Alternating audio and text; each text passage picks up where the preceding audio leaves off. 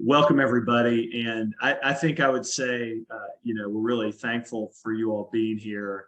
It's going to be an interesting discussion. And for those of you who will listen to this on our podcast, which is the Restaurant Boiler Room, it's a big shout out to you guys. The podcast continues to grow, and we're thankful for that. And so this presentation here, this webinar will be available on our website at unbridledcapital.com. And we'll also send out a link to the webinar afterwards when it's all, edited and taped and whatever. So you can catch it or record it and watch it again if you can't stay for the whole time. But we're thankful that you're here. And at the beginning of each year, we want to get together and just talk about what we think will happen in 2023 in the M&A market. It's been back in the good old days, golly, you would think, I was just talking to a franchisee this morning. It was like back in the good old days, things would go up or down by 1 or 2 or 3% in our industry each year, right? I mean, kind of small micro movements. And actually people who would invest in this business and get into this space did it because it was a stable way to invest and a stable way to earn a living. And yet in the last couple of years, it seems like, it seems like every week is a new crazy change that we've never really experienced before. So I think if anything, at the beginning of 2023, I would just say that here we are. We need to keep an eye on the ever-changing M&A market because it's shifting and changing a lot more than it used to. So here we are with Derek Ball, who many of you know on our Unbridled team, and then Peter Fisher as well. And so both of those guys. Peter, for a little introduction, with all those, gosh, you got so many so many degrees behind you there, buddy. He used to work for Little Foods, which is a Taco Bell franchisee in Mississippi. So he comes to us with a background as a CPA and also an MBA, but as an operator of the Taco Bell organization. So his insights will be well received. I'm going to ask some questions along the way, so I would please invite you guys to raise your hand, and and you can add a private comment or ask a private question. So like one of them, I'm going to say, like, what if you're an operator right now, what are your sales like right now? How are your comp sales looking in January of 2023 versus last year? We've had 2 conversations, and I've had 2 conversations in the last 30 minutes. One franchisee in a chicken-based brand is down a little bit, and another in a non-chicken, QSR brand is up in Q1 so far versus last year. So if you have any insight, shoot it over. We won't name you, and we're not even going to name your brand, but we just, as we go through this webinar, we'd like it to be a little iterative, so you guys can add some comments. With that being said, let's go ahead and fire away. So the first question that we want to address today, and we've got basically 9 questions we're going to go through. First one is a commentary on the current supply and demand for buying and selling restaurants in 2023. So that's my question for you guys. Maybe Derek, you can start off. So, what's the state of the market looking like from a supply and demand standpoint? I mean, relative to the last few years, what are you seeing? I mean, I get this question daily from buyers. All buyers are calling us asking when prices are going to start dropping. And, logic would tell you that prices should be dropping with just kind of the uncertainty in the market, inflation, commodity issues. Lenders are getting a little scared and raising their rates and dropping their leverage. Everybody is tightening up. Your cash flow might not be as pretty as it was a couple of years ago. So all logic would tell you, and I tell this to everybody, is that prices and multiples should be dropping. We haven't seen it happen yet. And I think it's for one reason and one reason only. It's because there's not really any deals out there. You throw a decent deal out there that's not in distress, not in bankruptcy, and you're going to get double the eyeballs as you had in previous years. I hear around, we don't have a ton out there. We have a couple. I don't believe our competitors have a lot of big deals out there. You hear more and more about distressed and bankruptcies, and lenders are going to kind of shy away from a lot of those deals too. So the current supply and demand, I would say there's a ton of demand. You still have a ton of buyers out there. You still have people that want to put money to work. You still have, the buyers that feel good about the long term of the restaurant business, especially if it's a good business they're buying, not a turnaround situation, but there's nothing to buy. So, we're seeing double the amount of people looking at individual deals than what we had before. I think, Rick, you said on a recent webinar, in 2021, we did 37 deals. In 2022, we ended up doing 13 or 14. And I think this year we're hoping that rebounds a little bit. We have a lot of deals under engagement that are floating over from 2022, that hoping to close first half of this year. But we're still not seeing a bunch of incoming calls. We're getting some, but you're not going to just see us unleashing 6 deals in the next month. I don't expect that to happen. So I expect the supply to still remain pretty low for the time being, but there are still plenty of buyers out there. I'd say that's a overall kind of answer. Yeah, I think that's right. To give a little more clarity to your comment too. Like number one, I think you mentioned the stats. I think right now we've got like 14 or 15 active assignments. We've had a couple, like 2 new assignments come on board in the last couple of weeks. But and generally speaking, in terms of pacing and sequencing across a year, January is typically slow. Usually like at the end of January until like the middle of April is when you typically do get like 50 to 70% of your new assignments in a year happen in that window. So we're not there yet. It's difficult to say, but I mean, I'm doing one of these numbers and trying to take the temperature, and I kind of feel like you that the supply of new deals is going to be lower than normal, maybe more than it was in 2022, but certainly less than what it would be over a 5 to 7 year period. The comment that you're making about one new business we put on the market, and it's going to be a nice, tier 1 A+ type of asset that we have on the market. I mean, you have like 100 and, over 125 groups wanting to take a look at it, and probably expecting 10 plus offers on the business. And that's clearly a result of the supply demand balance being somewhat out of whack. We had a question that came in that I think would be interesting. And it's like, what firms are actively buying or have signaled that they are buyers in 2023? That's an interesting question that I think, I don't know that I've heard anyone say that they're not a buyer, really. I mean, there may be fewer buyers because they don't have that they may be slightly more leveraged than they were before because their EBITDA is down and they don't have the borrowing capacity. But keep in mind, a lot of buyers are pretty flush with cash from the ERTC credits that they are receiving and are bringing into their companies, and they have a lot of cash on the balance sheet, significant cash on the balance sheet if they've not done acquisitions at high multiples in the last couple of years. So it's my personal view, looking at this, that we may be entering some sort of a place where you see more strategic, buyers, jumping into the mix where they haven't in prior years as much, because they were getting outpriced and outpaced by the family office and private equity groups that were paying based on high EBITDA multiples, were able to borrow 85 to 90% of the money that they were getting. And then the cap rates were so incredibly low or favorable that they were able to produce these huge acquisition prices that strategic buyers just weren't willing to pay. But then when you flip into a downturn, usually the opposite starts to happen. The guy next door, may have a better reason to see through, a patchy 3 or 6 months of EBITDA, right? Because they've been there for 30 years. They've operated in these small towns, and they know the trumpet player on the high school band, right? You know what I mean? And they can see beyond just what's on the page at this current time. So that's probably something that may change the dynamic slightly in 2023, as we'll see the kind of the vulture buyers coming in for some of the distressed deals, and to provide liquidity where the banks just won't provide it. Yeah, I think it's not just who is the buyer, who's not the buyer. It's the right deal. I think almost everybody that calls us, even the ones that are calling me asking, when are prices going to start coming down, they're still buyers. They're just not going to stretch like they maybe did in 2021.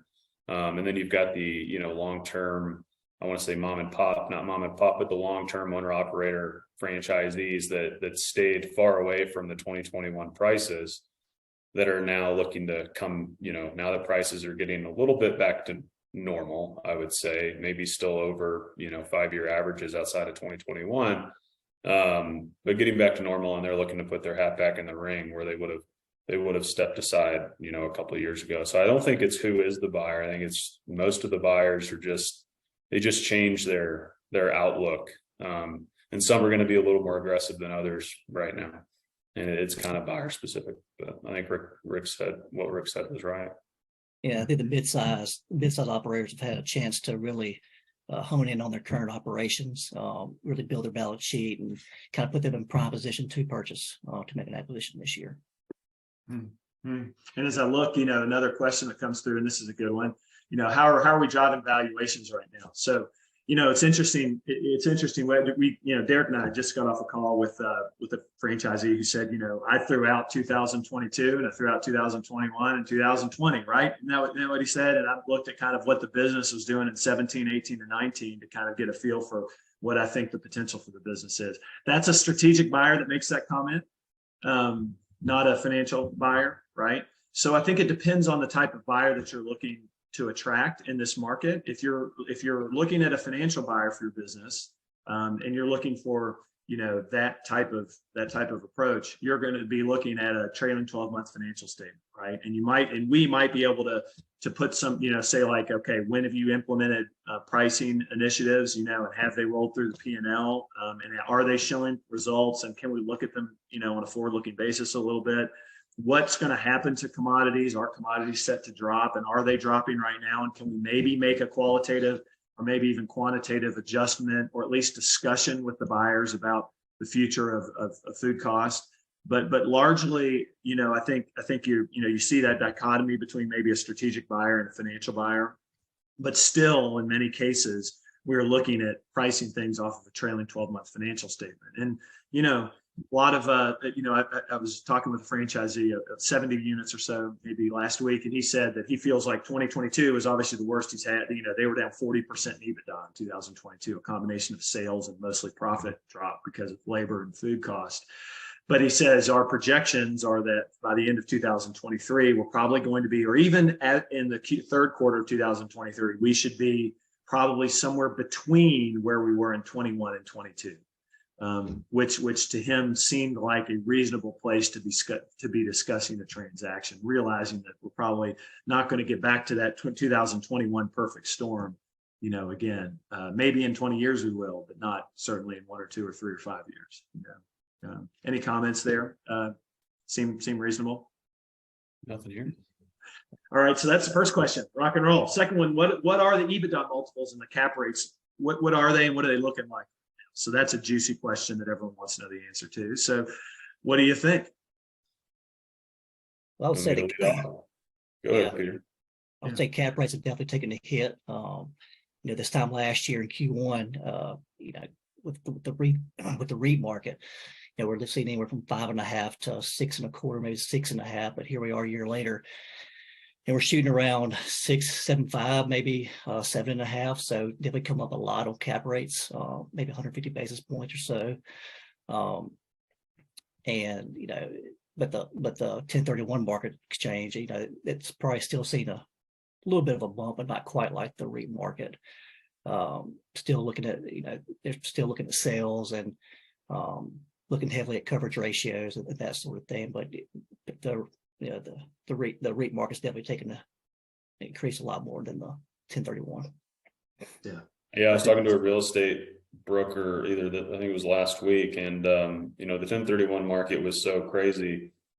And up until about a year ago, I was just kind of talking to him. I was like, well, who are the buyers in the 1031 market? Before it was just some random doctor or dentist looking to put $1 million to work, and they didn't really care about anything. They just did it. They had the money to spend, and they wanted to defer the taxes and let's go ahead and buy it at whatever cap rate. Apparently, even on the 1031 market, there's a little bit more analyzing of, what are the sales of the store? What's the coverage ratio? What's the price per square foot? All this stuff that has always been important, but maybe was a little more overlooked when everybody had so much money to throw around a year ago or 2 years ago. So that is a change. And talking with another real estate broker recently, cap rates actually got better last month by about 15 basis points, just per their numbers, over where they had been. Their expectation is those start to go back up though and get worse as interest rates continue to climb. But what Peter said is spot on. I mean, if you're selling to a REIT, my understanding is you won't get anything without a 7 as the first number. Might be a 7, might be a 7.25, depends on the quality of the asset. But just like banks, which we'll get into in a little bit, the real estate buyers are looking much more, or scrutinizing the deal a lot more than they would have been 2 years ago. Giving you some data around the 1031 market, this is like broad data, okay? Even though I'm going to give a specific numbers. The asking prices, the average asking price for a retail piece of real estate right now is around 5.75 cap roughly. That's asking price. That doesn't mean it'll close at that. Likely closes on average higher than that, maybe around 6, but it's trending worse, no doubt about it. Within that, there are obviously huge differences, right? Like a piece of Taco Bell real estate in Florida is going to sell for a way different price than a piece of Hardee's real estate in Omaha, Nebraska, right? There's just going to be a delta between those. So we're only talking about averages here.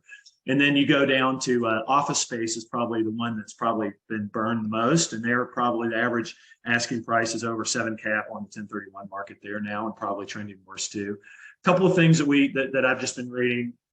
It looks like, that there has been a drop in buyers in the 1031 market, in the last couple of months. This is just like a couple of people's comments. I mean, maybe it's towards the end of the year, maybe it's not, maybe it'll pick back up.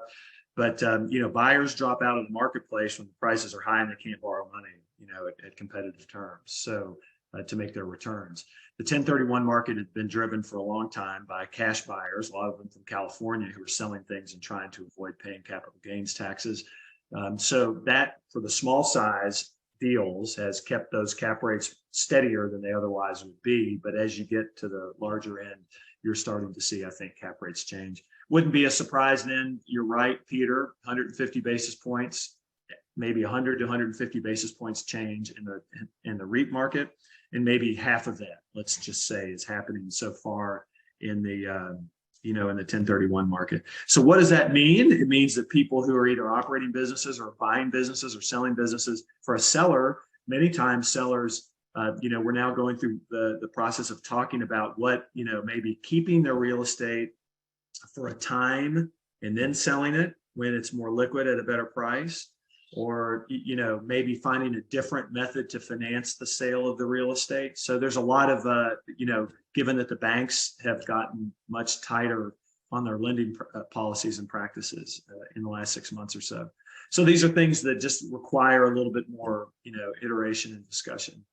Any further comments? Let's go to EBITDA multiples. That's someplace that we spend a lot of time talking about. What's going on with the EBITDA multiples? I mean, Derek, you started the conversation saying we haven't seen a change in prices. So I'd say the answer to that is we haven't seen a big change because we haven't seen a lot of deals.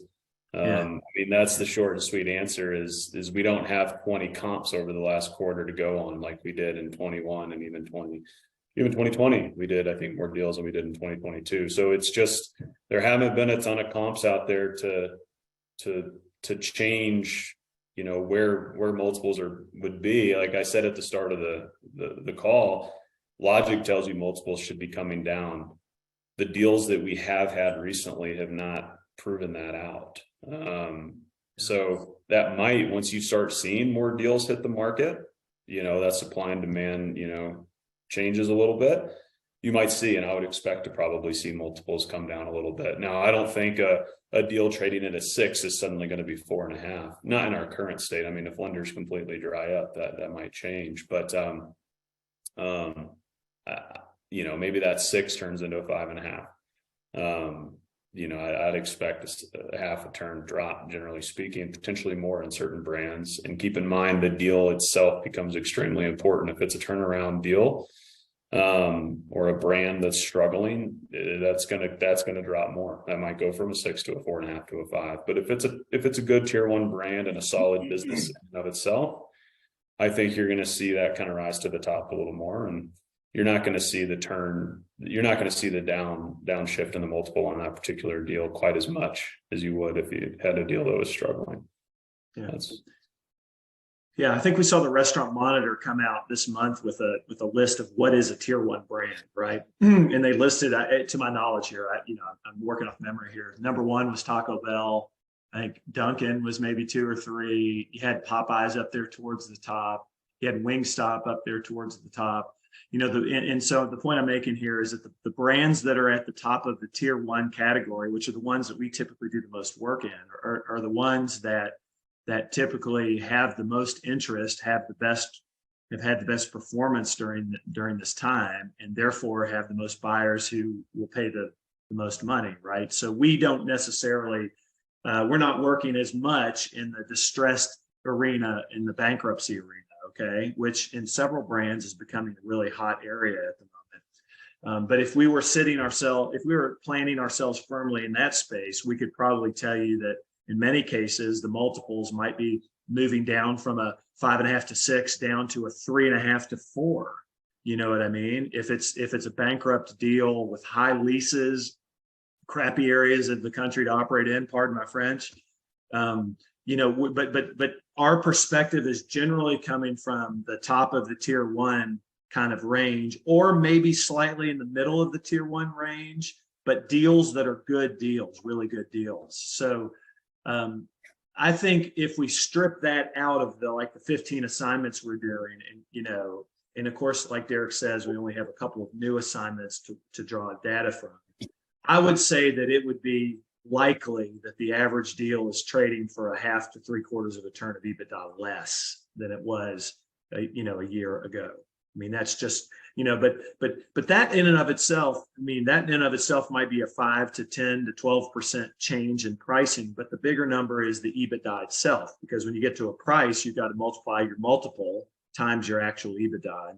And the confluence of those two is where the drop gets to be magnified pretty significantly. And it'll come down to largely what the banks are willing to do. I mean, so many people, the majority of people buy on, assuming they're going to get X amount of debt. And, at a 6 multiple, let's say you need to get, 30% equity and 70% debt. Well, if the bank suddenly says we're only going to finance, 50-50 debt to equity, usually buyers are not going to be willing to make up the difference in equity. What that ends up doing, maybe they'll put a little more in, maybe they won't. And what that'll do is that'll drop that multiple from a 6 to a 5. Naturally, that's a very easy way of saying how it works. So if the lenders start drying up and they don't want to loan on the business, if you can't go get debt on a particular business, that 6 multiple might be a 4.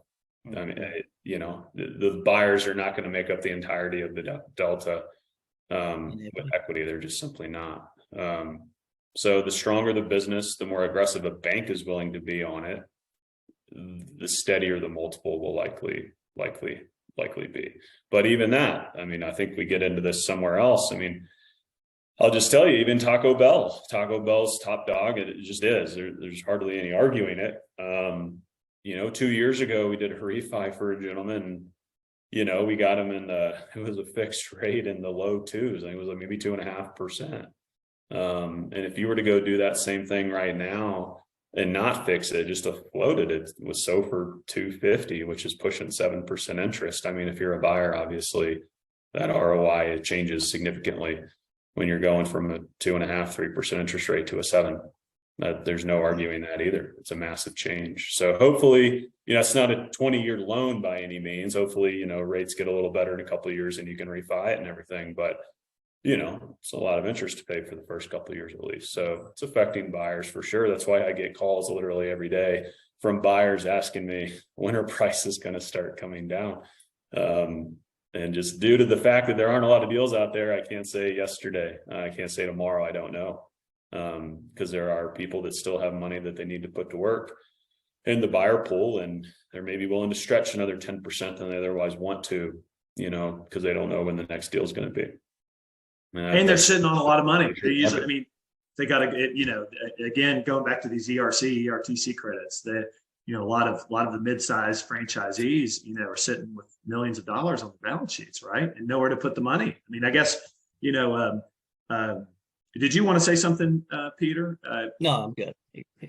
Derek said what I was going to say. So. And one thing that's been concerning to me is I've been yapping about how last year at this time we were in the middle towards the end of Omicron, and I thought sales would be in a little bit of a better position than they are now generally across the industry. And if anyone listening here wants to comment about how their sales are doing, I mean, I would have just in a black box said, I figure sales would be up 10% right now, given where we were in January of last year. But it doesn't feel that way, and it actually feels like we're struggling coming out of the gate a little bit from a sales perspective in many brands, and that's a slightly surprising, to me. I know, and I know we have probably a heavier bent in the Southeast, particularly in the business we do, and in the Midwest, and those areas probably didn't have as much of a effect, as maybe some of the blue states in terms of that. But I'm kind of a little bit surprised. There was a question that popped up here. Let's talk about it. How are CapEx and deferred maintenance impacting valuations today versus a year ago? All right. What do you think?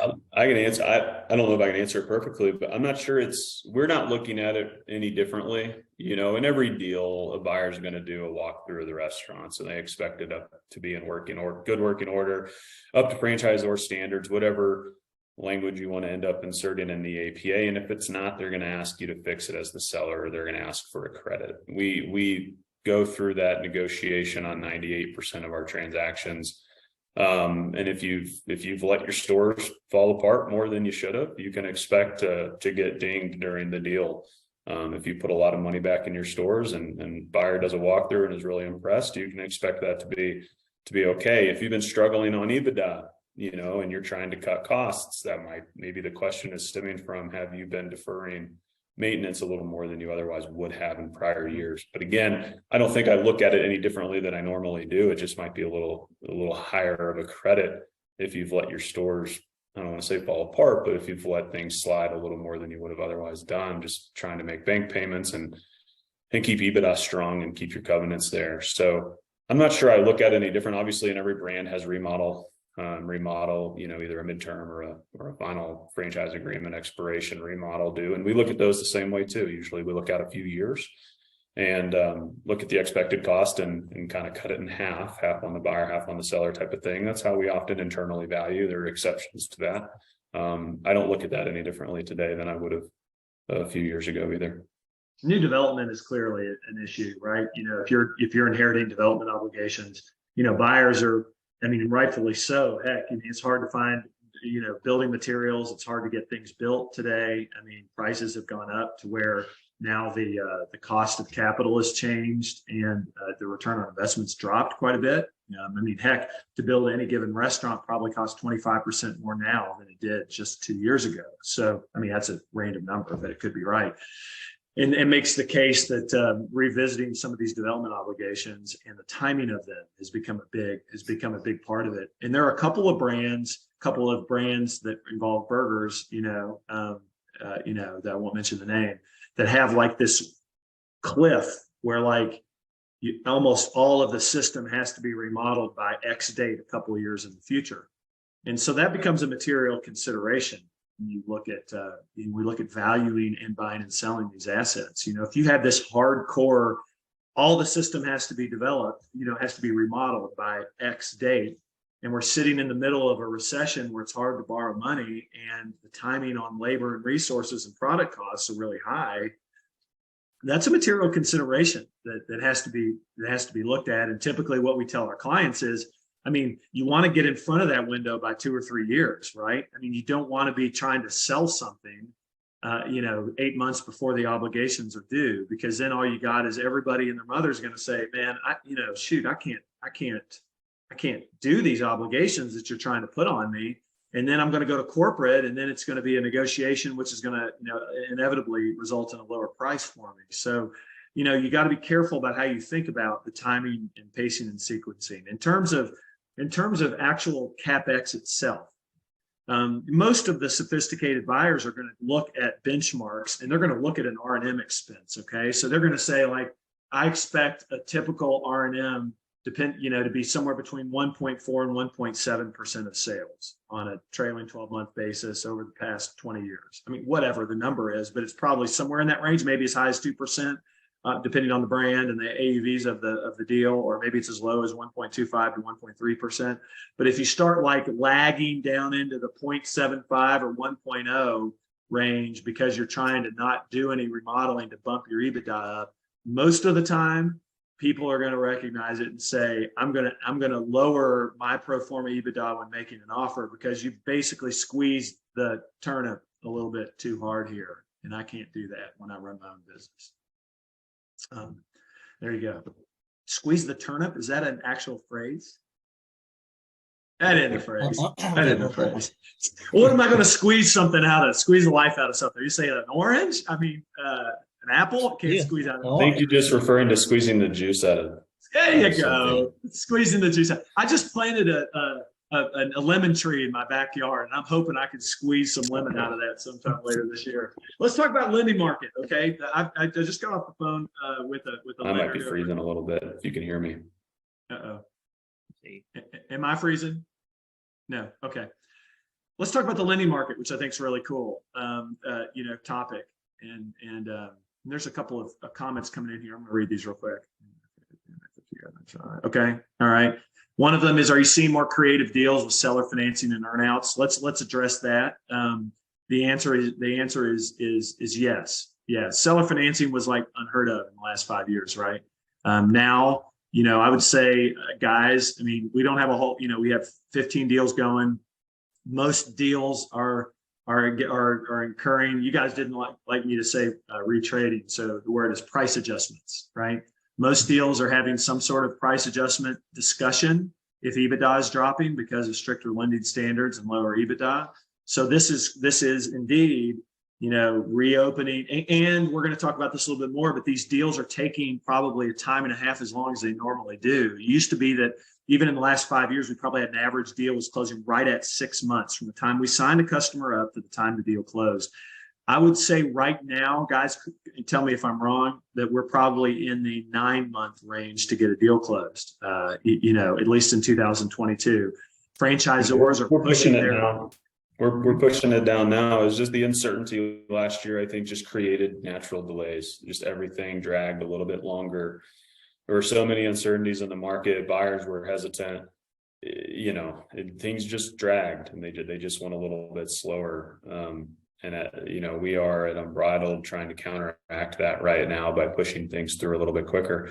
That's kind of I wouldn't call it our New Year's resolution, but that's kind of our initiative for 2023 is to be on all parties a little bit harder to meet timelines. But in terms of the very specific question, are you seeing more creative deals put together? Not yet. And the answer to that comes down to what I've already said a couple of times. There haven't been a lot of deals out there. Yeah. I think sellers understand the difficulty of the market, the difficulty of where the lenders are, cap rates, everything. I think sellers get that. It might be part of the reason they're looking to sell it all, and just retire and go into the sunset. But I think you will see more sellers being willing to do that type of thing. But ultimately, it comes down to what the offers they have. They're not going to take a complicated offer over a similar priced, clean offer getting paid at closing. So it comes down to the deal itself and the other offers that we're able to generate for the seller. If that's the best offer, then I think you'll see sellers generally willing to do it. But recently, and just really almost all forever, as long as I've been in the business, that those types of things haven't been needed just because it's been a flush M&A market and QSR brands. So, but I think you'll see more of it. I do think you'll see more of it in 2023. I appreciate the comment that the actual way to say it is squeezing blood from a turnip. Thank you. Thank you. Squeezing blood from a turnip. What was I trying to say? Squeezing juice from a turnip? I think I'm getting old. All right. So another question that's an interesting one has to do with, is the franchisor exerting more influence over, are they becoming more influential regarding who is selected as the ultimate buyer? Man, that's a good question. And we got to be judicious in how we answer that question. But the answer to the question is hell yes, they are. They are. They absolutely are. And this isn't just one brand. It's like I think we've got deals going on at 6 different brands at this very moment. And I would say it's a common trend throughout the industry. Absolutely. Absolutely. You have some brands, for example, that aren't performing well, or maybe their sister brand isn't performing well. And they are therefore now more leery about new people coming into their system and much more scrutinizing on allowing new people into their system. You have, other folks who, I mean, there's just a variety of, not to get too specific, there's a variety of reasons why why the franchisor, in many cases is becoming more influential in the process. And of course, you would use a time of relative, we would probably use a time of relative pain, wouldn't we, if we were a franchisor to get more involved, right? Because you want to protect your brand. So I think that's a pretty common thing that we're seeing. What do you think about buyers and FAST Act? Anyone want to answer that? FAST Act in California, the idea that minimum wage could be going up into the low 20s and set by a team of, I guess it's 9 people that are going to set the policy for wages and conditions in the restaurants. What do you think? Everybody seems to have an opinion, on it that's associated with California. I spoke with someone last week who is certain it's going to happen and they don't know any way around it. And then I talked with someone an hour later who says there's no way in heck that it'll happen. So I don't have a really strong opinion on whether it will actually happen or not. I can't answer the fact that it is impacting buyer interest in California. Until it gets answered, buyers are going to assume that it is going to get passed, and sellers want to assume that it won't get passed. And what that's doing is creating a pretty big imbalance with expectations. So I think that's right. So I don't know if it'll pass or not, but it is affecting the deals, and it's hard to get a deal done right now in California simply because when you have a seller wanting X multiple and a buyer saying, well, I'm only going to pay you this in case the FAST Act goes through, it's hard to come to a deal. That's been a recent experience. If you were just taking a business that had, just to contextualize this, and I not this fast on the numbers, but if you had like a business that had a $1.5 million AUV and 20% free G&A EBITDA margins and had a $13 or $14, or maybe just call it $15 minimum wage, and you roll through a $22 minimum wage and you don't get any pricing increases, just what impact does that have? Your post G&A EBITDA margin basically goes from like 9 to 10% to like 1 to 2%. So you lose 80% of your margin.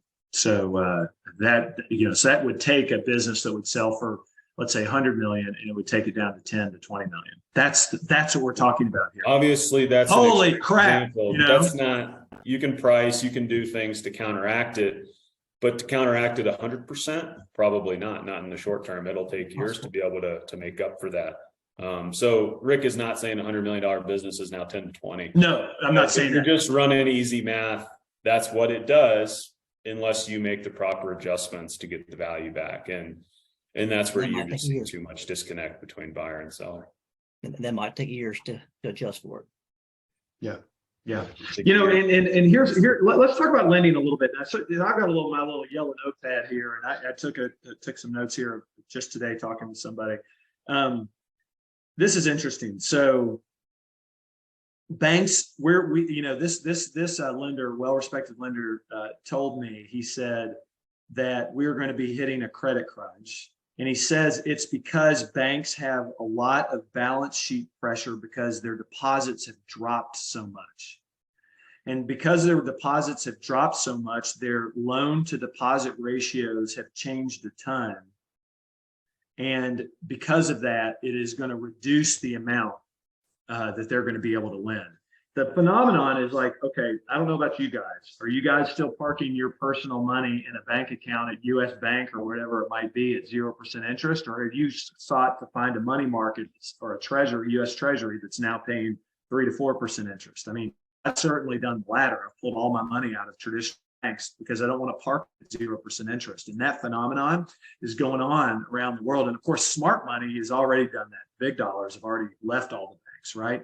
So what you have is a bank is lending a portion of the money that it has in the darn vault out to customers, right? That's simple, right? And if everyone's yanking their money out of these banks because they're not offering any interest on the money, then they have less money to be able to lend out, and it's going to cause a huge credit crunch. This is not anything that we didn't know. Everyone from the Federal Reserve down knew that this was going to be a result of this process, that it was going to lock down. And so that's kind of what's happening. And that projection is actually probably going to worsen throughout the year, in my opinion. And that's going to make it progressively harder and harder to borrow money throughout the year. So that's what we're running against, kind of in a broad scope. Now we still have a lot of liquidity in the market. We still have, in restaurant franchise M&A, we still got 20 lenders out there, right? Maybe there were 30, now there's really 20. Who knows? But there's less, but there's still plenty. And we don't have any darn deals except the distressed ones that you're hearing about, right? So there is going to be, in this supply demand situation, there is going to be liquidity for a good deal. But if we do reach a point, and this is actually a pitch to people who might be considering selling their company at some point, we do reach a point where there's more supply on the market with a tightening credit situation because of these depository problems we have, then you could see yourself a situation where there's not enough liquidity and prices drop pretty fast in a hurry, almost like a flash flood, where you like all of a sudden it rains 3 inches and then the whole street in Las Vegas is washing 5 feet tall with water, so that's just something to keep in mind. Any other comments? Yeah, I've got a couple more. Actually, do you guys have anything to say on lending? I got a couple other comments here. Well, in essence, you make a good point. Not as much money to lend, which makes them focus on quality rather than quantity. So the riskier loans, it's going to be left hanging for dry, and it's just going to be hard to find lending for the businesses that aren't doing as well as the other ones. It does, yeah, thank you, Peter. And, one guy's saying loan to deposit is important, but we're still in pretty good shape and willing to lend. That's good. Here's another lender. We look at the deal on a consolidated basis. In those instances, it all comes down to cash flow coverage. So, I'm not trying to be a doomsday guy, but, that's not, heck, those of you who know me know I'm pretty optimistic, but I think that's a concern, that we have to watch out for. It is true that some of the risky loans that are out there and some of the kind of more hard money lenders, are approaching double digits on their interest rates now, right? It is not impossible to see that we could be at a 10% interest rate in some deals, in some brands later this year. So like Derek said earlier, and Peter said too, that's something that has to be factored in. Let's see. Rates have risen. Because rates have risen, there's some unrealized losses on the balance sheet. Fixed charge coverage ratios have this is, I don't have an absolute number for you, but they've changed maybe up to 10 to 15 basis points is what one commentary is. And they're becoming more in play because interest expense is eating up the cushion. Lease adjusted leverage, have to worry about EBITDA compression. And what that does to the lease adjusted leverage calculation. And in terms of straight leverage, this one lender told me that that's not as pertinent to their business. But I know from some of the lender studies that we come out with every 6 months or so that several of you who are restaurant lenders look at straight leverage when making loans. Any other comments on the lending environment? Nothing else. All right, we've been yapping a lot, haven't we? Or maybe it's been me who's yapping. I'm always yapping. Someone asked, just a real quick question. Someone asked, how are franchisees viewing development agreements? Any hesitancy to commit to these increase? I would say generally it depends on the brand, depends on the specifics. If you've got a very saturated brand, and everything is going to be cannibalizing your existing business, yeah, I would say there's hesitancy, generally speaking. But the bigger hesitancy, and I'm sure where you're kind of leading with this, is building costs are 150% where they were 3 years ago. So yeah, a lot of people are not wanting, in my personal experience, to commit to building a lot. At the end of the day, my opinion is if a franchisee views it as making sense and they're going to be able to make money and have a solid ROI, they'll build. That's generally the answer, unless you're really struggling. But if the ROI, turns almost to zero, and you're putting 150% of the build costs in there, and EBITDA is struggling, you don't know where it's going to be, and it might cannibalize, 20% of a nearby store. Yeah, if I'm a franchisee, I'm not doing that. And I don't know if I would want to commit to a massive obligation where I might be penalized by the franchisor if I don't do it. So I think it is a big factor, and certain brands are more aggressive, obviously, than others. So you gotta pick your battles and pick a brand that you think is going to be reasonable with development asks. Some brands are getting very reasonable. Some brands have, I can think of one, I won't mention them, but one brand in particular that's really totally changed their view on how they think about development for the new franchisees. They used to be really, really firm and really maybe even unreasonable. And now they've become very, very conciliatory, right? And some of that's because of the performance and the lack of, relative lack of people wanting to come new into their brand and some of the struggling performances. But I think it's a spectrum, isn't it? If you have some, the best brands are the ones that can command the most obligations and the hardest line on things, and people will toe the line in most cases because they're the best brands and they have the best returns and they have the best products and they're right. And then you have the brands over here, where you are stuck in, so it's an individual discussion. We can always talk with you privately about our experience in certain types of brands, but like the brand that you want to be careful of is the one in the middle that's kind of falling off a little bit, but is still unreasonable in terms of their development obligations.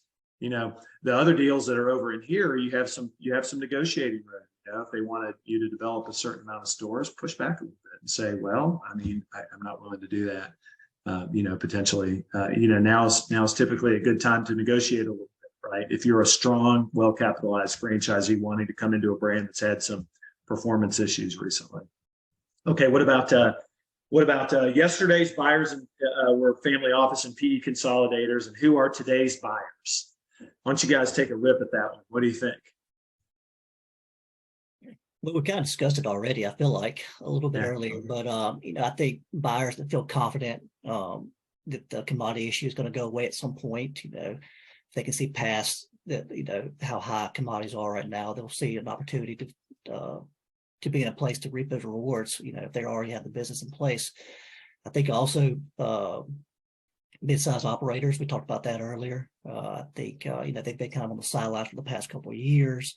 But if they really looked at their current operations, got them in place, got a big balance sheet, and looking to finally expand, and they're ready to purchase again.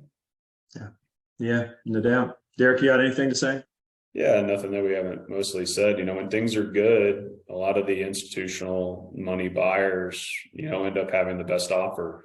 But when things aren't quite as good and you're looking a little bit more of a turnaround, or as you see it from Unbridled, we don't put a bunch of pro formas and things in our models, but as buyers, obviously you're always looking at pro forma projections, seeing what you can do. Generally speaking, it's the owner operator strategic buyers that have been in the system for a while that in my opinion do more of that. So when things get a little tougher, they come out of the woodwork a little bit more. When things are really good, you're seeing the institutional buyers, it meets their ROI requirements and whatever they have to answer to a board, and you got a guy using his own money and he can do what he wants. Everybody looks at it, they want to make money. Nobody's just throwing good money after bad typically. But yeah, things just change a little bit when the market gets a little tough. Those old school franchisees look at things a little different than a lot of the new groups that are entering these systems.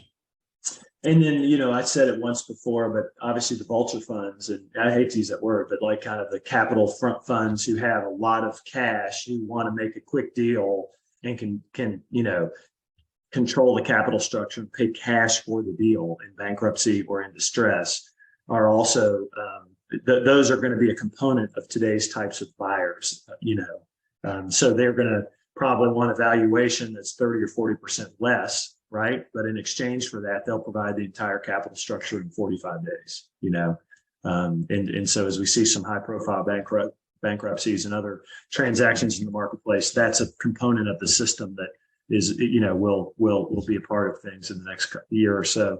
All right. Why would you sell now? Quickly. Why would you sell a company now, 2023, right now? Why would you do that? Most of our clients, the M&A and the franchise world are changing quite a bit. In 10 years, it's going to be more institutional funds trading deals back and forth. We talk about that at Unbridled just internally a lot. Obviously we have to plan our own company for the future. Groups at family office group, PE groups, friends and family groups, just generally institutional money. That is generally who is buying most of the businesses out there in the last, 5 years. So in 10 years, the old school owner operator franchisees will be in much lower volume. They're just not going to be there as much. So, most of our clients, the answer of why you sell now, the reason that's relevant is, most of our clients are second, sometimes third generation franchisees that are nearing retirement age. The reason they're selling is because they've been in the business 30 to 50 years. And transparently, it's not as much fun the last 3 years as it was for them. They love their people, they love their restaurants, and they want to be in their restaurants every day. But with where the world has turned in the last few years, it's caused some heart issues, some gray hair. I mean, people are just saying, I've been in it for a while. I'm 65 years old, and I need to sell it to the next generation of franchisees, and I'm going to go enjoy the beach or the mountains and retire, play some golf, do something. I would say that is the primary reason people are looking to sell right now. And that's most of our clients that are just at retirement age. And they look at the next couple of years as probably being difficult too. And, if they thought it was going to get better tomorrow, their opinion might change, but it's tough. It just is. It's tough to operate restaurants right now. And, if you're a 40-year-old guy and that's what you love and you want to do it for 20 more years, keep buying, because QSR is not going anywhere. But if you're at that age, it's just, it's my time. And that's 90% of our clientele. The heart issue is really one that hits home to me. We've had a couple of clients this past year who've had heart issues. And, I was like at church on Sunday, and the pastor said, I'm feeling like I just, if you've had heart problems in the last year, as we're bowing our heads, close your eyes and raise your hand. I want to pray for you. And so where the congregation's not looking around like to see who's had heart issues, but I could just feel, like that, the pastor being like blown away by the amount of people who had their hands raised, you know what I mean? So it's like, it hadn't been all that easy, I guess is the point.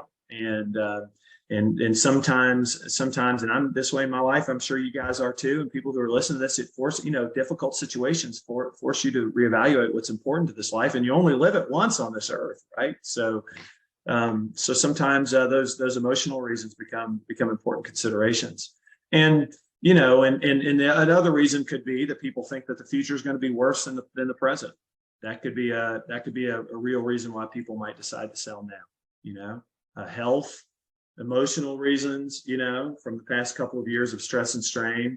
The future looks worse than the present, the supply. Not just the 10-year future, but if someone's thinking about selling and they think the next 2 or 3 years are going to be just as tough, they don't want to wait 3 or 4 years or 5 years to sell. That it's not.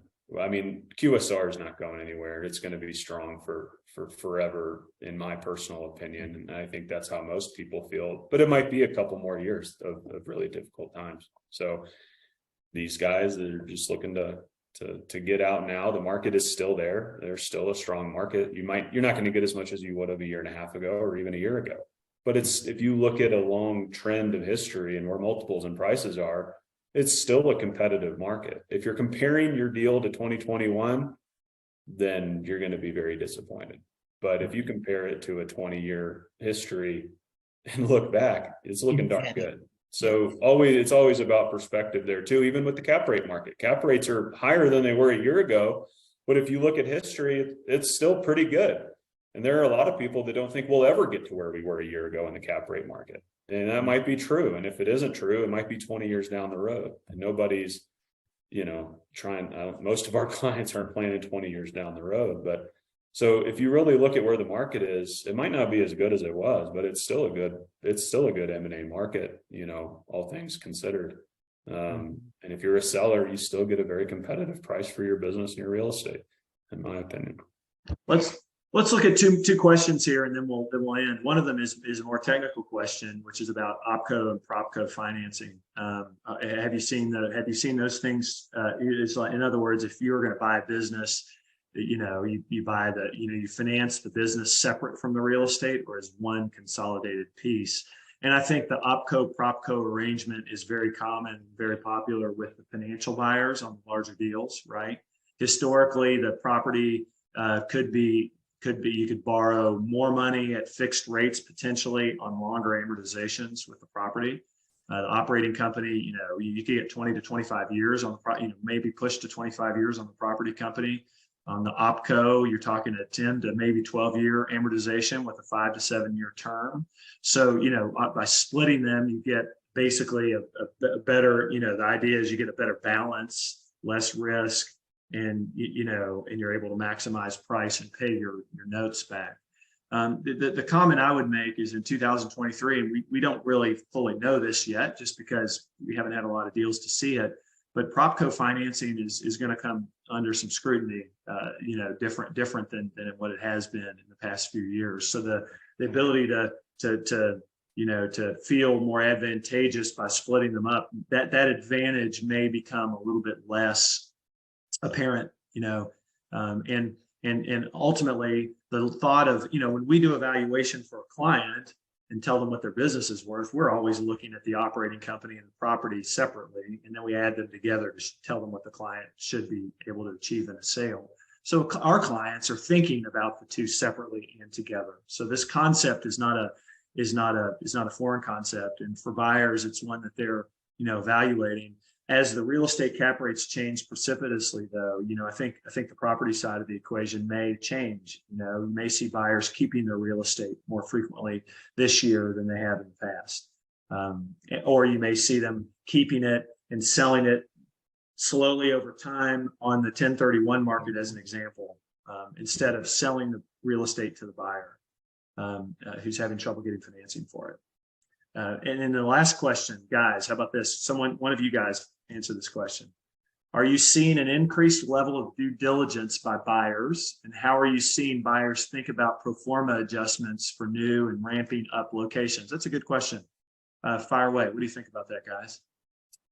We generally, like I mentioned, we are going to be less aggressive than a lot of groups in terms of making pro forma adjustments and putting big sales levels and big EBITDA on pro forma locations. Generally speaking, if it's a new location that the seller is not building, obviously we don't pro forma it at all. That's a seller, that's a buyer, build, a buyer opportunity. A recent deal we put out there was a 30-unit transaction, and we had 0 pro forma adjustments on it.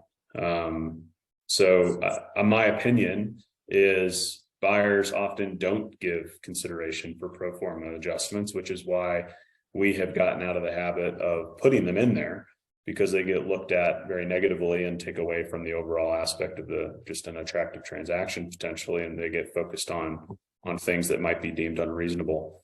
So generally speaking, yeah, I think banks are also going to be looking to limit pro forma adjustments too. I talked with the lender last week who very specifically mentioned that. So a buyer can accept whatever they want, but if your lender says no, guess what? It's a no. What about new locations, though? What about new locations?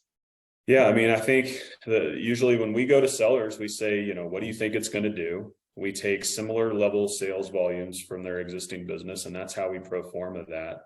But we tell them you're unlikely to get this value at closing.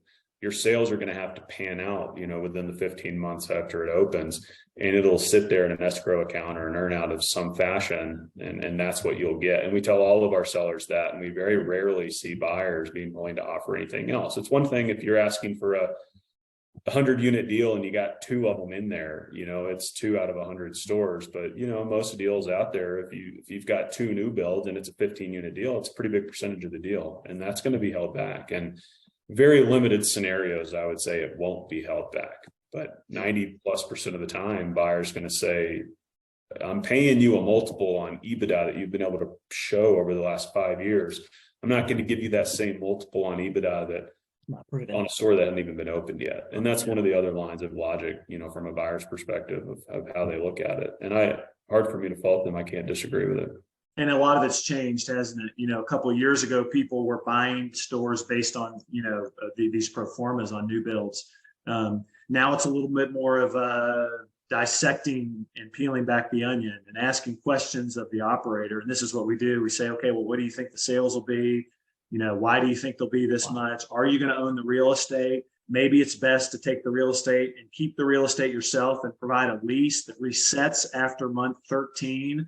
You know what I mean? And then you take that risk off of the buyer who otherwise is going to be making a guess about what the real estate value would be, not knowing what the sales volume is going to be in the store. So then you isolate the price of the asset that you're building just to the operating company value. And then maybe you're able to come to a price that's like the price that the buyer paid plus, or the seller paid to build the store, plus a 10 to 15% overage, and then some sort of an earn out on top of it. I mean, it's a case by case discussion, and Derek's right. Like if you have 100 stores and only 2 of them are new stores, it's a lot easier discussion than if you have 15 stores and you have 5 that are going to be new stores, right? Where it's a significant portion of the value of the business. Well, we are up on our time. Thank you guys and gals so much for joining. I hope you enjoyed the content. A big what's up to the restaurant boiler room. I hope you had a little giggle or two with the Rocky discussion. So my favorite Rocky movie is Rocky 3. And we're going to have some good podcasts and good webinars coming up with some franchisees and some lenders later on this spring and summer. So please stay tuned and holler and reach out if you have any questions anytime. You should know how to reach us. So thanks, Derek, and thanks, Peter. Enjoyed it. Appreciate Thanks, it. everybody. Have a good one.